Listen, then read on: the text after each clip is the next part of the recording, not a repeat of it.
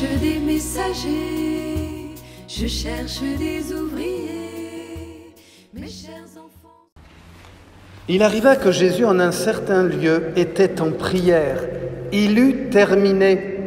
Un de ses disciples lui demanda « Seigneur, apprends-nous à prier » comme Jean-Baptiste lui aussi l'a appris à ses disciples. Il leur répondit « Quand vous priez, dites « Père, que ton nom soit sanctifié, que ton règne vienne. Donne-nous le pain dont nous avons besoin pour chaque jour. Pardonne-nous nos péchés, car nous-mêmes nous pardonnons aussi à tous ceux qui ont des torts envers nous.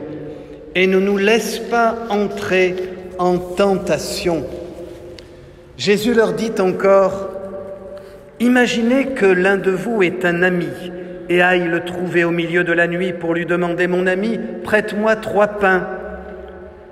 Car un de mes amis est arrivé de voyage chez moi et je n'ai rien à lui offrir. Et si de l'intérieur l'autre lui répond « Ne viens pas m'importuner, la porte est déjà fermée, mes enfants et moi nous sommes couchés. Je ne puis pas me lever pour te donner quelque chose. » Eh bien, je vous le dis, même s'il ne se lève pas pour donner par amitié, il se lèvera à cause du sans-gêne de cet ami et lui donnera tout ce qu'il faut. Moi, je vous dis, demandez, on vous donnera, cherchez, vous trouverez, frappez, on vous ouvrira. En effet, quiconque demande reçoit, qui cherche trouve, qui frappe, on ouvrira. Quel père parmi vous, quand son fils lui demande un poisson, lui donnera un serpent au lieu d'un poisson, ou lui donnera un scorpion quand il demande un œuf? Si donc, vous qui êtes mauvais, vous savez donner de bonnes choses à vos enfants, combien plus votre Père du ciel donnera-t-il l'Esprit Saint à ceux qui le lui demandent? Acclamons la parole de Dieu.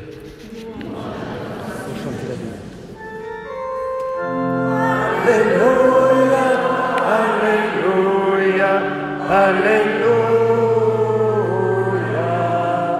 Alléluia, Alléluia, Alléluia.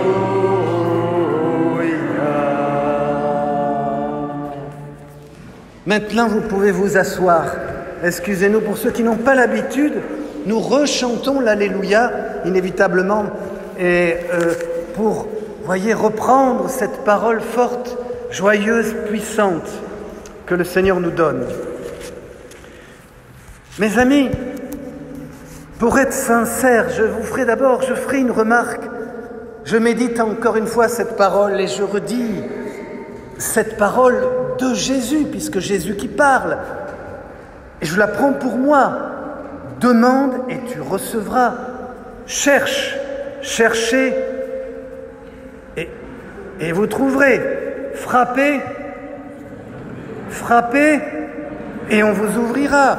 Et alors je réécoute, je médite, comme j'aime cette parole. Et je me dis, mais est-ce que c'est toujours comme ça? Eh oui.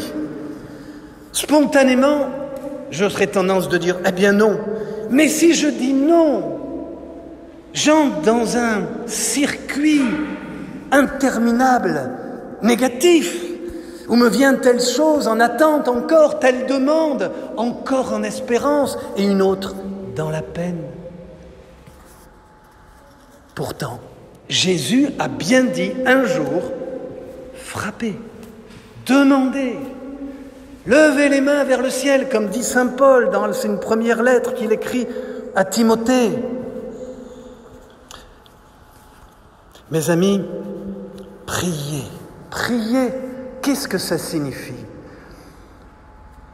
Il me semble que c'est l'ultime message que Dieu nous ait donné comme une porte d'accès, une porte d'entrée, je dirais, à une autre manière de vivre. Les peines ne nous sont pas épargnées, les attentes douloureuses ne nous sont pas épargnés non plus. Souvenez-vous de Sainte Monique qui a pleuré 30 ans.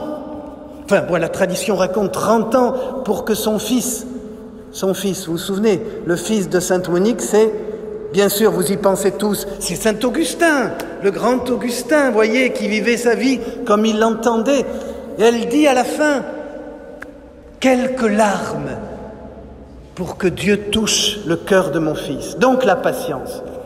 Alors aujourd'hui, je voudrais vous donner 3 paroles dans la prière. La première, le désir. Prier, et je me le dis à moi-même, avec intention, avec un désir. Désir de quoi?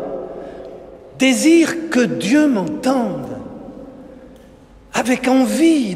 Je ne parle pas du ressenti, mes amis. Des fois, on n'a pas envie au niveau du ressenti. On est là, il suffit qu'on ait mal à la tête ou qu'on se lève le matin. Vous voyez, non, ce n'est pas ça. Le désir.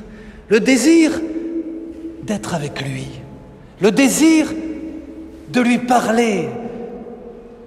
Le désir qu'il accomplisse ce qu'il me demande de demander. Parce que c'est ça la prière. C'est Jésus qui dit, c'est pas moi. Quand je baptise, là, chaque fois, je leur dis, ben voilà, parce que pour certains qui viennent très peu ou pas, ou qui ont oublié, je vais leur dire, c'est l'unique prière de Dieu pour nous les hommes. Et chaque fois que vous la dites avec moi, vous dites des paroles divines. C'est ça qui est extraordinaire. Pourquoi des paroles divines? Parce que ce sont les paroles mêmes de Jésus qui vit en moi. Pensez-y, mes amis. En tout cas, moi, chaque fois, comme vous, je suis distrait, ma tête part ailleurs et je demande pardon. Je dis à Dieu, mais comment je peux prier devant toi sans désir, sans attente, distrait, perdu dans d'autres choses. Alors je reviens et je dis, Seigneur, je l'ai dit de manière distraite, je te le redis de tout mon cœur, que vienne ton règne, que ta volonté sur la terre comme au ciel, de tout mon cœur. Et je le redis avec le désir, puisque c'est toi-même qui me dis de prier ainsi. C'est pas une prière que j'invente, c'est pas le fruit de mon imagination, ce n'est pas de la poésie, c'est toi. La puissance de la prière, elle est immense, immense, au-delà de tout ce que l'on peut imaginer. Le désir.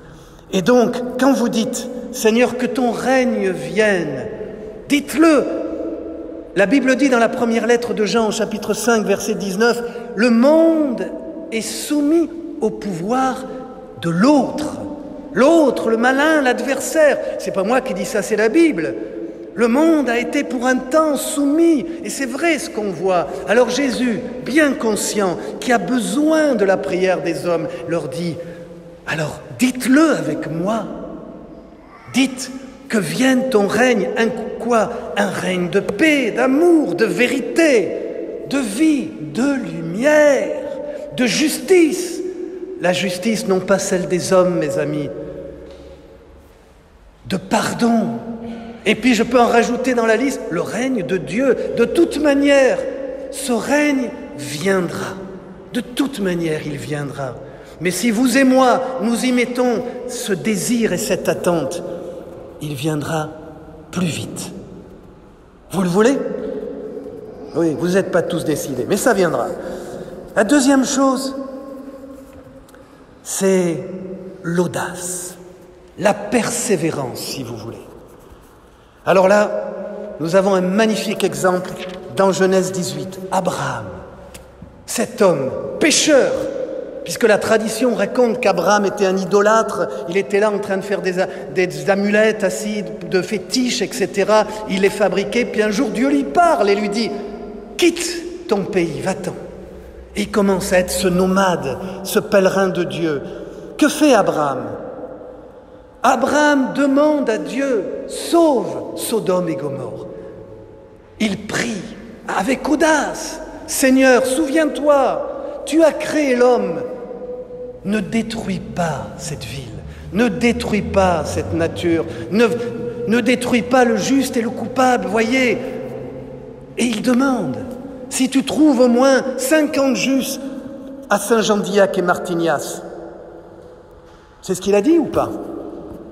Mais vous me dites, oui, non, c'est pas ce qu'il a dit, puisqu'il a dit que c'était Sodome et Gomorrhe. Non, moi je dis Saint-Jean-d'Illac, Martignas, Bordeaux, tout ce que vous voulez ici, dans le monde. Et Abraham insiste, si tu trouves au moins 50 justes, sauve ton peuple. 40 justes, 30 justes.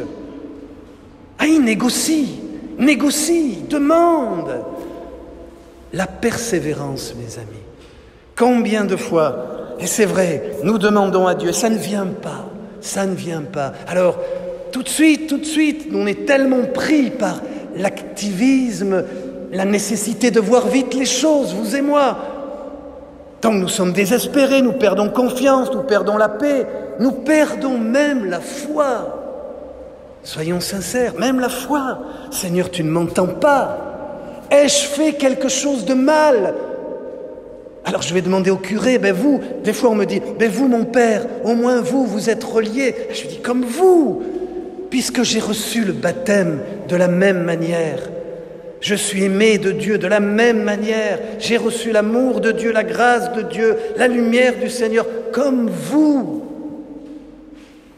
L'audace, mes amis, de croire que, comme dit Jésus, nous sommes des fils. Comme dit Paul, nous avons hérité de tout ce que Dieu nous a donné. C'est à vous, c'est comme si Dieu nous disait, regarde le ciel, il est à toi, la lumière, l'air, toutes ces choses que tu vois autour de toi, je les ai faites pour les hommes. Ça, c'est dans le livre de la Genèse. Je n'invente rien, mes amis. Donc, quand nous prions, et moi je me le redis à moi-même, avec audace, Seigneur, c'est moi, ton fils, qui te demande, je te demande la conversion de ma famille. Je me rappelle quand je me suis converti, moi je suis un converti sur le tard. Une demande que je faisais, c'était Seigneur, touche aussi ma famille, parce que c'était compliqué chez moi, mes parents n'étaient pas croyants, mais enfin pratiquants, non. Alors bon, converti, Seigneur, c'est ton affaire. Et puis avec insistance, mais dans la certitude, mes amis, la certitude que Dieu écoute la prière de ses enfants. Voyez ça, c'est le psaume. Eh bien, ils se sont tous convertis, même mon grand-père, même ma grand-mère. Priez avec audace, avec persévérance, dans la fatigue, des fois dans la déception. Comme Abraham, j'insiste sur cette belle prière d'Abraham. Il croit, il demande, il aime. Vous savez, mes amis, nous prions parce que nous aimons Dieu. Et Dieu a besoin de nous. Un petit témoignage, j'étais avant-hier à Paray-le-Monial. Vous savez, ce petit village qui ne paye pas de mine, mais là où s'est révélé le Sacré-Cœur de Jésus, au XVIIe siècle, une jeune religieuse, Jésus vient, il lui montre son cœur ensanglanté. Il lui dit, voici mon cœur qui a tellement aimé les hommes et reçu tellement d'ingratitude. Vous savez que ce petit village au XVIIe siècle, au moment où l'Église était en train de s'enfoncer, il n'y avait plus de prêtres, de moins en moins en tout cas, c'était la crise. Et à partir de là, le monde, pas simplement la France, mais c'est parti de ce petit village de France, le monde a commencé à s'ouvrir au cœur miséricordieux de Jésus, à croire. Aujourd'hui, vous allez dans le monde, je me rappelle, moi, Mexique, tout le monde parle. Ah oui, Paray-le-Monial, le Sacré-Cœur, c'est parti de là. Et Jésus dit à cette jeune religieuse, pour nous tous, je t'en prie, veux-tu devenir mon ami ? Elle ne sait pas, pourtant c'est une consacrée. Il ne faut pas croire, voyez, nous les prêtres, les consacrés. On a besoin que Dieu nous parle. On a besoin que Dieu nous dise. Veux-tu devenir mon ami ? Et elle s'étonne. Elle dit, mais quand même, je suis religieuse, je suis quand même consacrée. L'habit ne fait pas le moine. Et alors là, Jésus lui explique. Aime-moi, prie avec moi, demande avec moi. Et elle va commencer, console mon cœur. Ça fait drôle que je vous dise ça. Peut-être certains pensent, qu'est-ce que ça veut dire, consoler le cœur de Dieu? Qu'est-ce que ça veut dire, un Dieu qui ait besoin des hommes? Un Dieu qui est là, qui montre son cœur douloureux et qui dit, mais j'ai besoin aussi de toi, unis-toi à moi. Ben, c'est ça. Que voulez-vous que je vous dise? Au XVIIe siècle, cette jeune religieuse, à partir de là, le monde entier est entré dans un renouveau de prière, de foi, de confiance. J'y crois, mes amis. Je crois que même dans ce monde qui est en train de basculer sous chaos, il faut le dire. Après, on va dire, oh Père, l'autre jour, une personne va dire, oh Père, je vous sens un peu triste. Ben oui, des fois, je suis triste, mais j'ai la foi. J'y crois. Parce que je vois dans l'histoire comment Dieu relève une civilisation, un peuple, simplement une religieuse, une jeune fille qui reçoit cet amour du cœur de Jésus et comme une grande source, comme un feu qui se répand sur le monde. Priez avec persévérance, mes amis, que vous le sentiez ou pas, que vous soyez parfois dans le doute, parce que le doute est une chose, comme dit saint Thomas, qui traverse la vie de tous les hommes. C'est Jésus qui nous le demande. Et la troisième chose, priez pour les autres. Pour les autres, c'est ce que dit cette prière du Notre Père. Regardez, la première partie, on tourne son cœur vers Dieu. Seigneur, fais venir ton règne. Seigneur, que ta volonté soit faite, la tienne, la mienne, peu importe, la tienne. Après, donne le pain, donne-nous ce pain, donne-nous cette nourriture, donne à mes familles, à mes enfants, aux autres, à ce monde. Rends-nous capables de pardonner. Voyez mes amis, les autres, comme ça nous détourne de nous-mêmes et notre cœur se penche avec compassion. Des fois on dit, mais si je pense aux autres, je pense plus à moi. Ben oui, parce que Dieu s'occupe de nous. Non? Vous ne croyez pas ce que je vous dis? Hein? Vous me dites oui pour me faire plaisir. Eh oui, bien sûr, mais parce que quand vous vous tournez vers les autres, la Bible dit, c'est Jésus qui dit dans l'évangile de Matthieu, au chapitre 6, verset 33, il dit, « Cherchez mon royaume, et moi, je m'occuperai de vous, et tout vous sera donné. » Voilà, mes amis, quelques mots sur cette belle prière, cette page de l'Écriture. Désirez que Dieu accomplisse sa parole.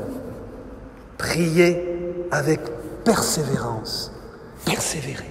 Dans le temps, à temps et à contre-temps et malgré tout. Et toujours, voyez, toujours garder ce cœur ouvert vers les autres.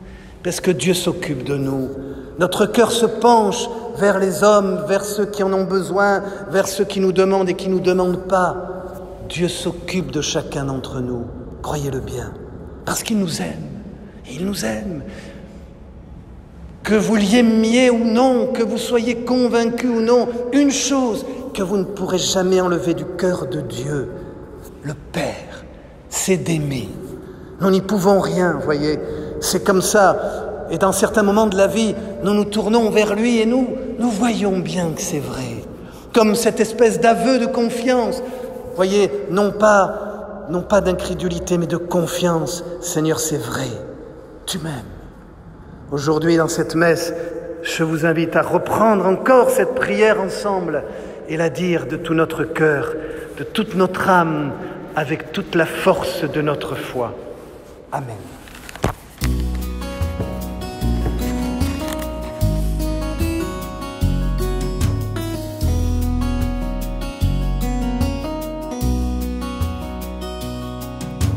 Je cherche des messagers, je cherche des ouvriers.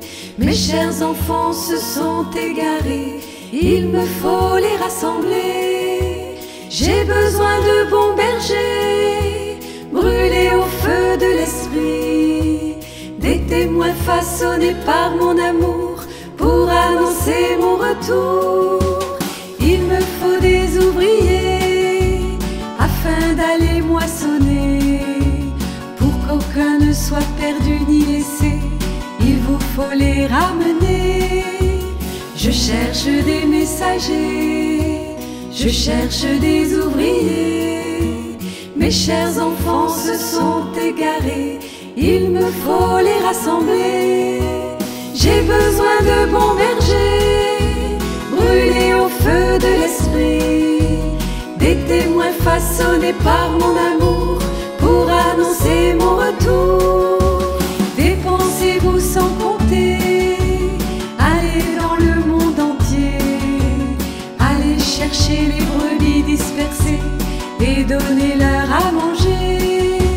Je cherche des messagers, je cherche des ouvriers. Mes chers enfants se sont égarés, il me faut les rassembler. J'ai besoin de bons bergers, brûlés au feu de l'esprit, des témoins façonnés par mon amour pour annoncer mon retour.